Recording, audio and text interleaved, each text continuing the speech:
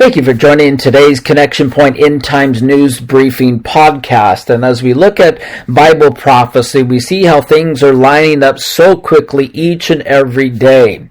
For example, on the prophecy of the end times that we're seeing on a development stage, and things are getting closer to a fulfillment of it, is that from Isaiah 17, which talks about the destruction of Damascus. We've mentioned it many times in different updates and what is happening, what's going on. There's even a report today that talked about how Syria claims Israel launched missiles toward Damascus. So this came out of the Israeli national news that mentions how Syria reported on Tuesday night that the alleged Israeli attack in the Damascus area.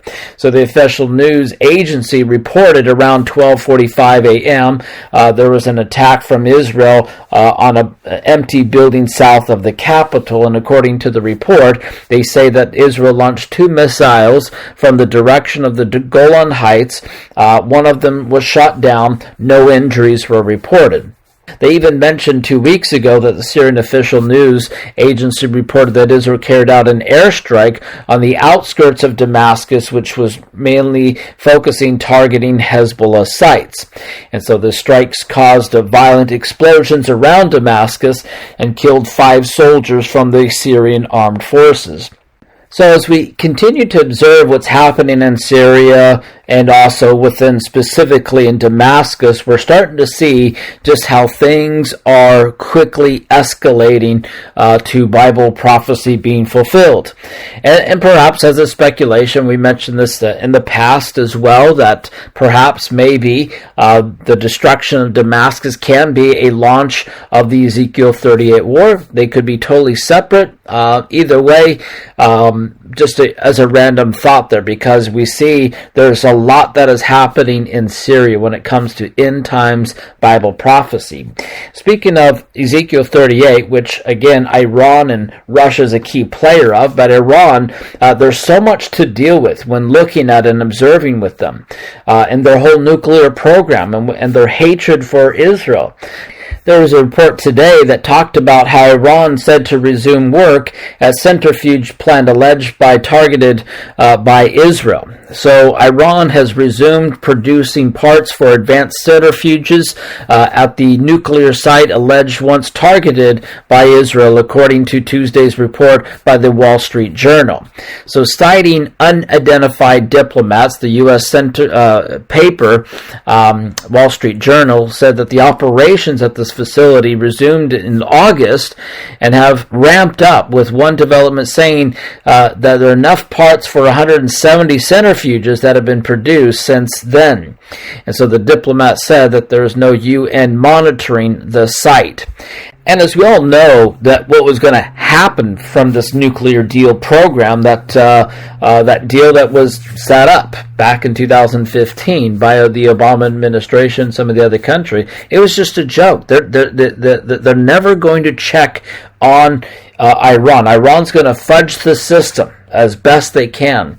That deal was really just to help fund their nuclear program and to develop nuclear weapons and other weapons to attack Israel eventually. Anyways, as you look at Iran, you see their development of the different weapons, and we see them placing troops throughout Syria, how they're going to be aimed to attack Israel, just as the Ezekiel 38 talks about. And so this news that we just heard is just all part of the development of that process. The last thing to draw your attention to, as we're seeing this pressure that is happening in Europe in multiple countries, but there's another situation that's starting to brew quite quickly in the Ukraine. One report talks about how U.S., NATO, EU rally to support Ukraine as Russia masses troops on the border. Another report that talks about how NATO warns Russia over Ukraine military buildup.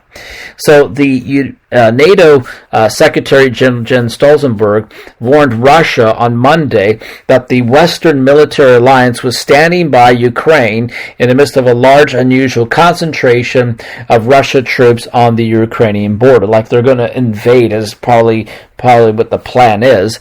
But the Secretary General was stressing the important thing was to prevent situations from spiraling out of control, and for Russia to be more transparent about the military activities to reduce tensions and prevent an escalation. So I bring that to your attention. So you're aware there's some tension that's happening there, some things that can really spiral quickly out of control, and a lot of war that can easily take place there, and a lot of conflict.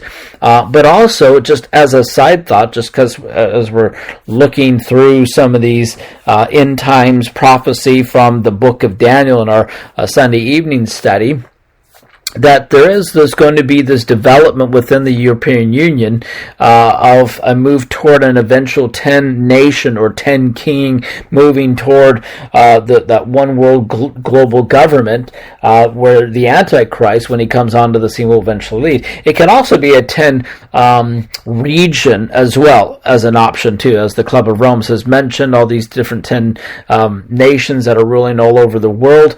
So that could be a possibility. Anyways, we don't know what 10 nations is going to be there in the revived Roman Empire. There is speculation, but we can see how quickly things can develop and escalate, just like we're seeing this current situation going on in the Ukraine. So, my friends, there's always something to take note of, to be aware of, to keep a pulse on what is happening globally and prophetically. But the most important thing to keep in mind is that God is in control, He is sovereign, and things are just unfolding as the Bible has predicted and prophesied about. So, keep your eyes on Jesus. Stay in the Word, my friends. Amen? That's it for today's update. Until next time, God bless.